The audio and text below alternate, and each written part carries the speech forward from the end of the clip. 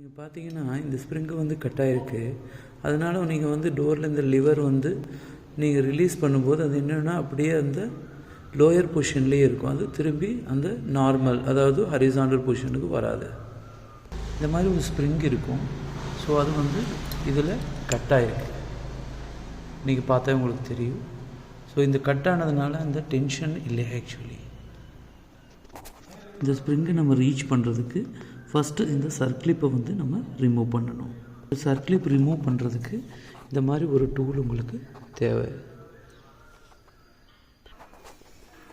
நீங்கள் பார்த்தீங்கன்னா இப்போ இந்த சர்க்ளிப்பை வந்து நம்ம ரிமூவ் பண்ணியாச்சு.